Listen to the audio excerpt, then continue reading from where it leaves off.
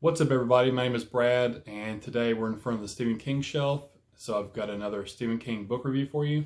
And today I'm talking about Pet Sematary, of course, by Stephen King.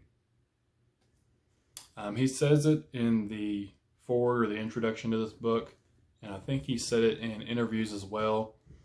People ask him all the time what his scariest book is that he's ever written, and he answers, in his opinion, it's this one, Pet Sematary.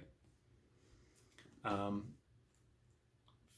agree with Stephen King. I do feel like this is his scariest book, but it's not scary because there's a big bad monster or a demon or ghost or anything like that.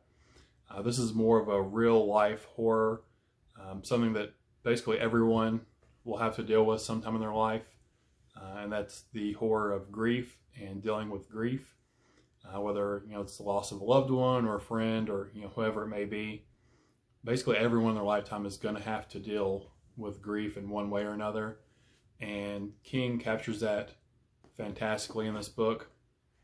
The emotions really come through on the page for the family and the characters in this book. They're dealing with grief, and they all deal with it in different ways.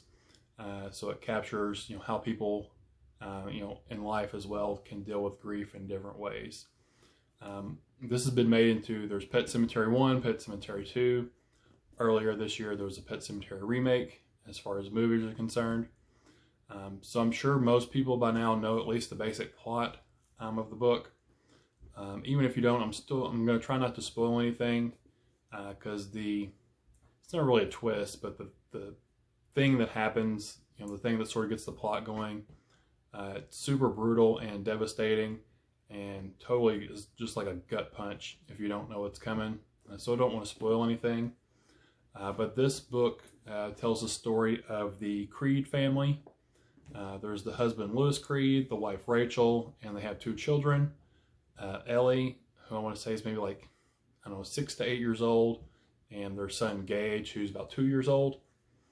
Lewis Creed, he's a doctor in Chicago, and he ends up getting I think it's the medical director at the University of Maine. So they move to the small town of Ludlow, Maine, and sort of have this it's almost like a farmhouse. They move in, and their neighbor across the street's this old man his name is Judd Crandall. The little girl, Ellie, has a cat named Church, and this isn't really a spoiler at all because it happens near the beginning of the book. But Church runs out in the road, and the road that they live on is heavily trafficked by big semi-trucks. And the cat ends up getting run over, and as the title of the book says, Judd tells Lewis about a pet cemetery that's sort of behind his property, where children, throughout the years have gone there to bury their pets. He shows it to him, but he also sort of gives a warning. It's old Indian land. I think it's called the Micmac tribe.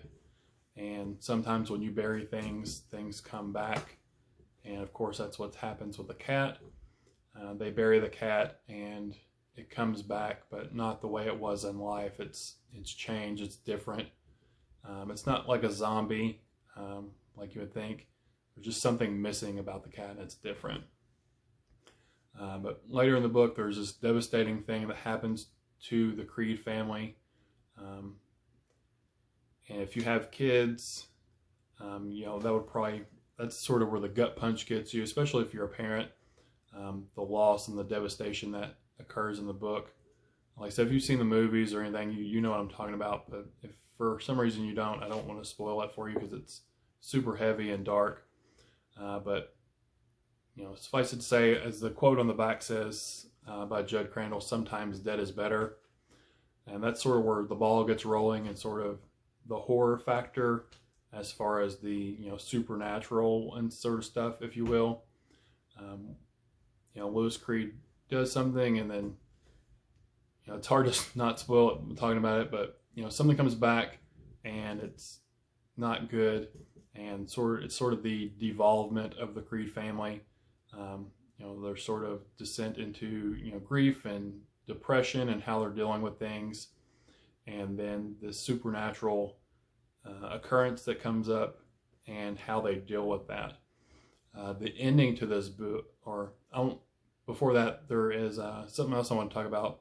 When Lewis is sort of like his first week on the job at the University of Maine, and there's this accident that happens involving one of the students, Victor Pascal, I think's his name, and that character sort of haunts Lewis throughout the rest of the book. He sort of has conversations, in his head with this person, this traumatic accident that he witnessed sort of on his first few days of the job. So I wanted to mention that first. And I also want to mention Rachel's sister. There's sort of flashback scenes where she talks about her sister growing up. Her name was Zelda. And those are some of the creepiest scenes in the book when Rachel's talking about her sister Zelda.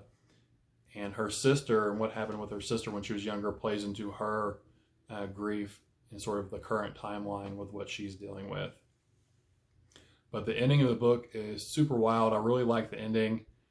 Just sort of, balls to the wall. It's all hitting the fan. And there is sort of supernatural and creature elements at the end. I don't want to spoil anything again. But if you read the book, when they're walking through the forest towards the end of the book, and there's the being or the big creature that they think they see or they might see. I really like that. And like I said, the ending of the book is super, super dark ending. I really love the ending.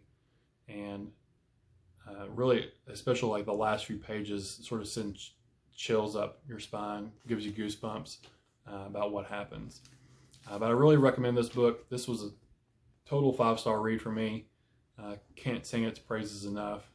So this review might have been sort of awkward because I didn't want to spoil anything if you don't know the storyline at all, because it's too good to spoil. But totally recommend this.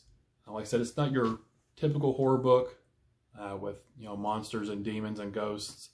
The horror to the book is more a natural thing, the horror of grief and loss and things like that. But like I said, 5-star read for me. Have you read Pet Sematary? If you have, I'd love to hear your thoughts down in the comment section below, whether you liked it, disliked it, whatever it may be.